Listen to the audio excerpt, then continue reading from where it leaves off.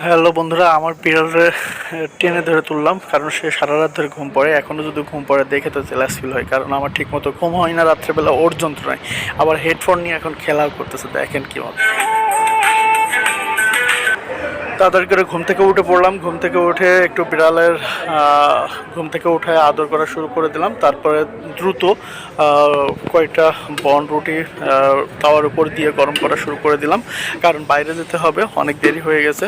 দেন রুটি বানানো শেষ। এখন রুটি খাবো। খাওয়ার পরে তারপরে রেডি হওয়া শুরু হয়ে গেল। ফ্রেশ হয়ে আসলাম। ফ্রেশ হয়ে এসে আমি মোজা পরলাম। মোজা পরে এখন বাইরে বের হওয়ার জন্য গেট খুলে ফেললাম। বের হয়ে চলে যাচ্ছি। তো বাইরে বের হয়ে চলে গেলাম, এসে লিফট টিপ দিলাম, লিফটে নেমে যাচ্ছি। তো নেমে চলে আসলাম বাইরে। বাইরে এসে একটা জিনিস দেখে আমি অনেক বেশি অবাক হয়ে গেছি, সেটা হলো রোড। অর্থাৎ আমার বাসার সামনে যে রোডটুকু খারাপ ছিল সেটা এখন সংস্করণের কাজ চলতেছে, খুবই ভালো হবে। তো রোড খারাপের কারণে আমি গাড়ি অনেক দূরে দাঁড়িয়ে ছিল।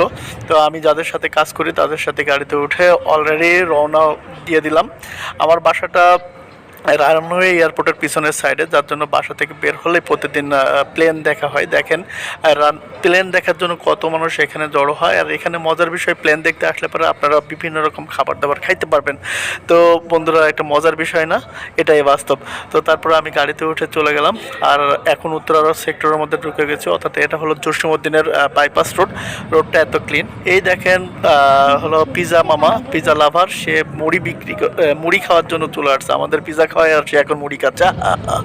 এখন এই আপার দেখে আমি অবাক। আমি মনে করছিলাম আপা মনে হয় জামরুল বিক্রি করতেছে, এখন দেখি সে নিজেই বেছে বেছে কিনতেছে।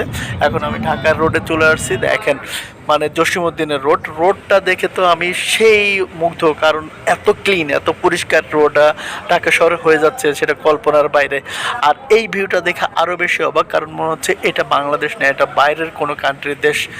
আর এই যে ইউনিমার্টটা এয়ারপোর্টের পাশে অনেক সুন্দর শোরুম করছে, এখান থেকে এসে আপনারা যারা এক্সপেন্সিভ জিনিসপাতি কিনবেন চলে আসবেন। তো আমি এয়ারপোর্টের সামনে দিয়ে চলে যাচ্ছি গাড়ি ধরে, সেই একটা ফিলিংস লাগতেছে। এটা হলো থার্ড টার্মিনাল, যেটা নতুন সংস্করণের কাজ হচ্ছে, মানে নতুন কাজ করছে। দেখতে সেই আমার বাম সাইডে এই যে এলিভেটেড এক্সপ্রেসের যে রোডটা চলে গেল, এটা বাম সাইডে চলে গেল। তো ওয়াও ওয়াও ওয়াও, ঢাকা শহর এত বেশি সুন্দর হয়ে যাচ্ছে। এলিভেটেড এক্সপ্রেস, তারপরে নতুন রোড, এদিকে মুক্তিযোদ্ধার স্মৃতিসৌধ, সব কিছু মিলায় সেই একটা মজার বিষয়। বন্ধুরা, আমি আমার গন্তব্যে চলে আসছি।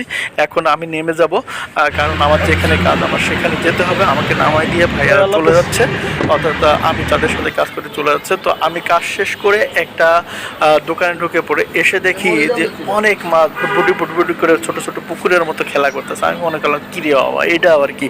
পরে দোকানদাররা জিজ্ঞেস করলাম, ভাই এরা কি, এরা কিভাবে কি করে, এটা কি আমার বাসায় আমি পুকুর বানাইতে পারবো? তখন বললো, আরে ভাই পুকুর না রে ভাই, এটা হলো অ্যাকোরিয়াম। আপনি চেনেন না এটা? আমি বললাম, না রে ভাই, জীবনের প্রথম দেখলাম এবার। দেখে তো আমি অবাক হয়ে গেছি রে ভাই, এটাই বাস্তব। এটাই বাস্তব। আই লাভ ইউ মামা। মাছ দেখে তো আমি অবাক।